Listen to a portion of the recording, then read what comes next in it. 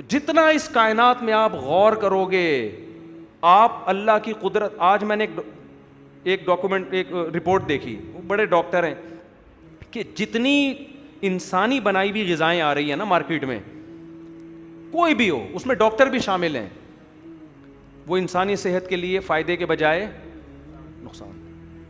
اور جتنی آرگینک چیزیں ہیں جو قدرت نے بنائی ہیں, ہم نے جو کھاد تھی نا گوبر کی, ہمیں پسند نہیں آ رہی تھی, جیسے اس کو بالکل بھی پسند نہیں آیا تھا نا رشتہ. ہم نے کیا کہ یہ جو گوبر ہے, ہم نے کہا یار اس کو زمین میں ڈالو, پھر بیٹھ جاؤ, پھر یہ خربوزہ اتنے دنوں بعد نکلے گا, پھر اس کو کھاؤ. ابے ہم نے نائٹروجن سے یوریا بنا کے دے مار 4.5.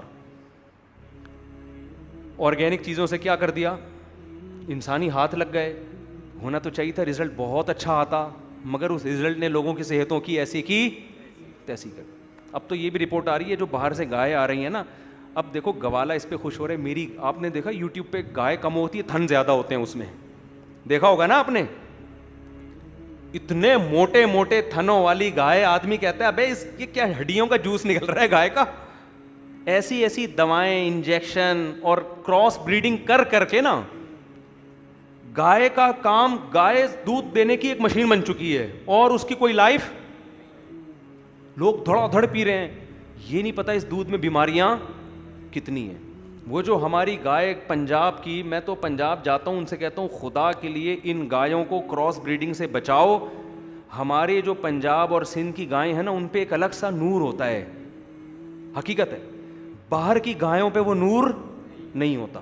اب آپ کہیں گے کس قسم کی باتیں کر رہا ہے, وہ عجیب سور جیسی تو ان کی عجیب سی شکلیں لگ رہی ہوتی ہیں کہ پتہ نہیں کیا, کس سے ان کی شادی وادی کرائی ہے, کیا کرایا بھائی جو یہ چیز پیدا ہوئی. میں نہیں کہہ رہا گائے سے ہی کرائی ہوگی, لیکن ہماری جو ساہیوال کی گائے اور ہمارے جو پنجاب کے سبی کے بیل کتنے خوبصورت ہیں یار, ایسا اونچا کوہان ان کا.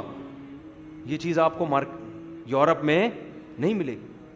لیکن وہ سبی کی جو اپنے حساب سے دے گی, فل آف پروٹین, اس میں جتنا کیلشیم ہونا چاہیے, ہر چیز قدرت کے حساب سے. آپ نے اس گائے کی واٹ لگا دی, پتہ نہیں کہاں سے بیج رکھوائے جا رہے ہیں, اس میں کراس بریڈنگ کر کے اب جو نسلیں آ رہی ہیں ان میں تھن زیادہ ہیں, گائے تھوڑی سی رہ گئی. یہ نیچرل, یہ انسان کا یہاں ہاتھ لگ چکا ہے. اب اس میں وہ فائدے نہیں ہوں. اس لیے میں آپ سے بار بار بس میں بیان کو سمیٹ رہا ہوں, اگر صحت چاہتے ہو نا, مرغیاں پال لو, بکریاں پال لو. ورنہ یہ جو آپ ابھی بکریوں اور مرغیوں, گائے کا بھی دودھ پینا ہے نا, گھر میں گائے پال کے جتنے دن دودھ دے صبر شکر سے پی لو, جب بند کر دے بولو آپ کا بہت بہت شکریہ. اس کے ساتھ ایسی کوئی بدتمیزی نہ کرو کہ گن پوائنٹ پہ دودھ نکالے وہ. ہاں ایسا نہ کرو کہ وہ کہہ رہی بس بھائی میں میرے ختم ہو گئی, آپ کہیں باہر سے میں نے ایک انجیکشن منگوایا, تیرا باپ بھی دودھ دے گا. ہو یہ رہا ہے.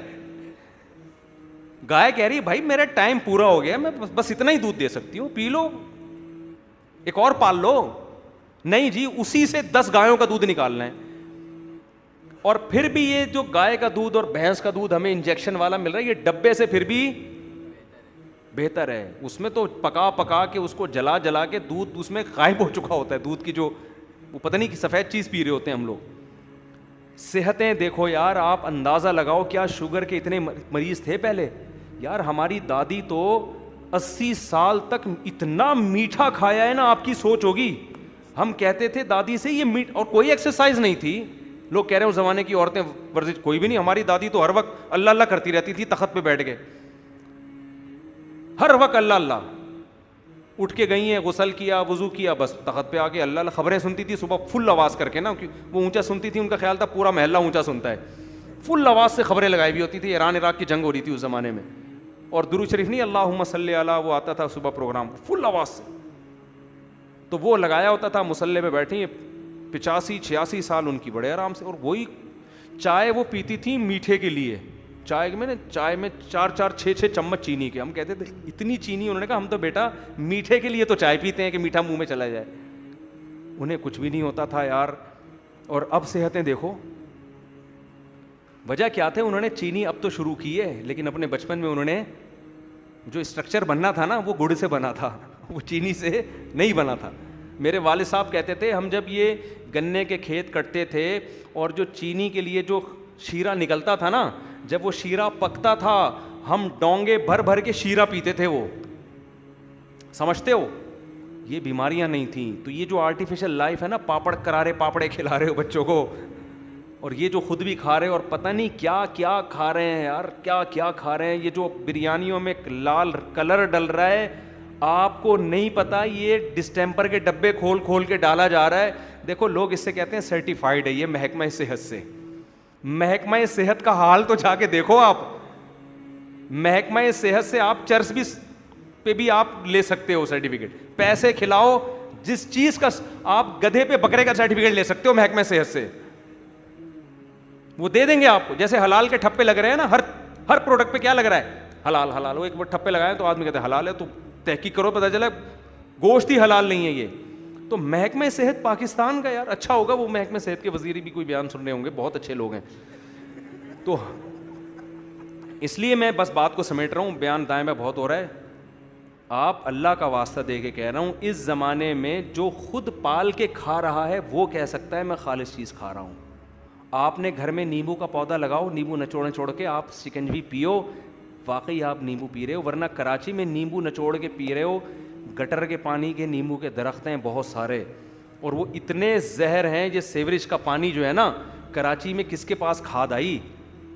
آپ سیوریج کا پانی جہاں سے گزرتا ہو وہاں پودا ہوگا, وہ ایسا گرین اسپیڈ سے بڑھے گا اور ایسے خوشنما پھل ہوں گے. آپ سبزی منڈی میں سب سے پہلے اس کو خریدو گے, یار یہ بڑا گرین کلر کا ہے.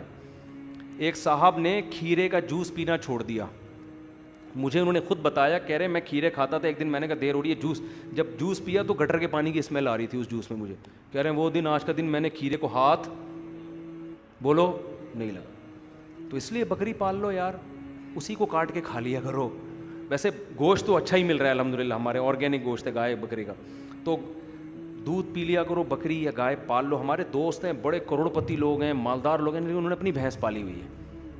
وہ دودھ دیتی ہے, جب دودھ ختم ہو جاتا ہے بیچ کے دوسری بھینس خرید لیتے ہیں.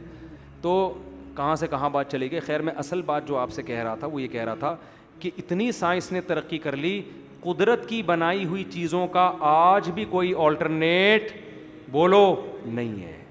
یہ خود قدرت کے برحق ہونے کی دلیل ہے. یار اللہ ہے, اللہ جیسا کچھ بھی کوئی بھی نہیں بنا سکتا.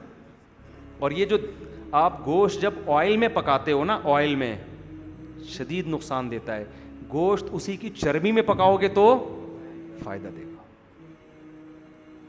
کیونکہ اللہ نے وہ چربی اس میں پیدا اس لیے کی کہ میں نے گھی کا تمہارے لیے پہلے سے انتظام کیا ہوا ہے. دمبا گھی کا ڈبہ لے کے ساری زندگی گھومتا ہے, وہ چکی ہے نا اس کی, ساری زندگی وہ بوجھ اٹھاتا ہے گھی کا ڈبہ لے کے کہ میں جب پکوں گا نا کٹنے کے بعد تو بازار سے ڈبہ خریدنے کی ضرورت نہیں ہے, میرے رب نے میرے گوشت کو پکانے کے لیے ڈبے کا انتظام پہلے سے کیا ہوا ہے. اور آپ کیا کرتے ہیں, اس ڈبے کو اٹھا کے آپ نے, وہ صابن بن رہا ہے اس سے اور اس کو کوکنگ آئل میں آپ نے دمبے کو پکایا اور پیٹ پکڑ کے. اور جو پیٹ جن کا خراب ہوتا ہے وہ خوش قسمت لوگ ہیں, کیونکہ پیٹ بتا دیتا ہے کہ اچھی چیز نہیں کھائی.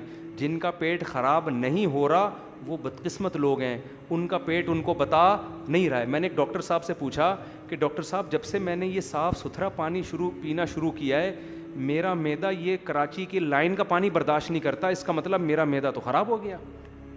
پہلے تو ہم یہ پیتے تھے نا پانی لائن کا, جہاں سے مرضی پئیں ہضم. اب یہ ہم ایسے, میں نے کہا ڈاکٹر صاحب ہم چھوئی موئی بن گئے ہیں, اب یہ صاف پانی کے علاوہ وہ پانی ہضم ہی نہیں ہوتا. انہوں نے کہا محترم پہلے جو پیٹ تھا نا اس کو گندگی کھانے کی عادت پڑ چکی تھی, وہ جو ہضم کر رہا تھا نا تو یہ کوئی خوشی کی بات نہیں ہے, سمجھ رہے ہو نا. وہ بیچارہ بیزار آ گیا تھا کہ یار میں تجھے سمجھا کے تھک گیا ہوں, غلط چیز کھا رہا ہے تو. اب آپ کھا ہی رہے ہو تو اس نے جو چیزیں ڈیمیج کرنی تھی پانی نے, جو کراچی میں پانی ہے, جو چیزیں اس نے خراب کرنی تھی وہ کیا کر دی ہیں, وہ کر رہا تھا. اب آپ چونکہ صاف پانی کے عادی ہو گئے, اب غلط پانی پیتے ہو, معدہ کہہ دیتا ہے بھائی سر ایکسکیوز می سر, یہ چیز ہمارے نا, یہ سب چیزیں اللہ نے لگائی ہوئی ہیں. جو غلط چیز جاتی ہے باڈی خود بتاتی ہے بھائی یہ ٹھیک کام نہیں کیا آپ, لیکن باڈی ایک حد تک بتاتی ہے. اگر آپ گٹکے کے عادی ہو گئے ہو پان کے, باڈی بتانا چھوڑ دے گی. آپ پہلی دفعہ آپ سٹا لگا کے دیکھو شراب پیو, آپ کلا بازیاں کھاؤ گے, معدہ کہے گا خدا کا واسطہ دوبارہ یہ کام نہیں کرنا. آپ چرس پیو گے پہلی دفعہ میں الٹیاں ہو جائیں گی, معدہ کہے گا بھائی کوئی کھانے کی چیز کھا, تو نے کیا کھایا ہے. ہر چیز, ہر نقصان دہ چیز کا ایسے ہی ہے. چائے جن کو عادت نہیں ہوتی پیتے ہیں, ایسیڈیٹی شروع ہو جاتی ہے. معدہ بتا دیتا ہے کوئی اچھی چیز آپ نے نہیں پی, لیکن ہم پی پی کے معدے کو چپ کراتے ہیں, چپ کر کے بیٹھا رہا میں یہی کھلاؤں گا تو. معدہ کہتا ہے پی لے بھائی تو. اب ہم معدہ اس کو برداشت کرتے ہیں, ہم سمجھتے ہیں یار ہم تو ماشاء اللہ کافی پہ کافی پیے جا رہے ہیں, 6 کپ کافی کے پی لیتے ہیں, ہم تو شراب پیتے ہیں اور ہم تو سٹے لگاتے ہیں, میں تو کچھ بھی نہیں ہوتا. بھائی کچھ نہ ہونا اس کی علامت ہے. اب جب ہوگا نا تو کچھ بہت بڑی چیز ہوگی. پہلے صرف تھوڑا سا مسئلہ ہوا تھا, آپ کا پیٹ خراب ہوا تھا.